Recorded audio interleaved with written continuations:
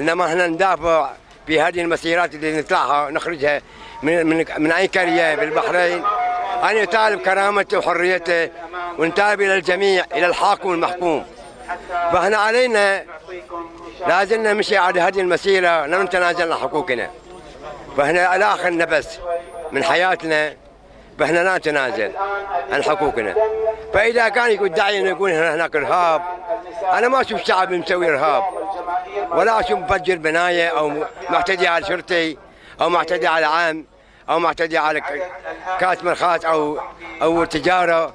انا ما ارى اشوف هذا الشيء يعني بعيني، لان انا كل مكان اروح لم اشوف اي اعتداء من الشعب، بل الاعتداء وهم الشغب الذي يحاصرون البلادين بالدبابات والسفاحات والشرطه، مثل ما اشوف ابو شيبه وكرانه تتحوط او السنابس او الدير على اساس سلميه. فاعطوا الشعب حقوقهم، قعدوا وياهم، تفاهموا ويا المعذره ويا الحقوقيين، وينتهي كل شيء. الشعب ما يريد اي شيء، لسلامتكم سلامه الجميع. الشعب لسلامه الجميع، يحب لنا الجميع، للوطن كله.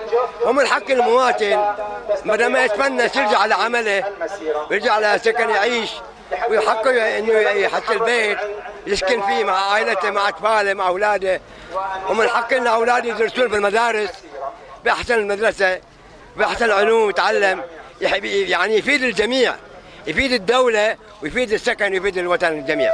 والسلام عليكم ورحمه الله وبركاته.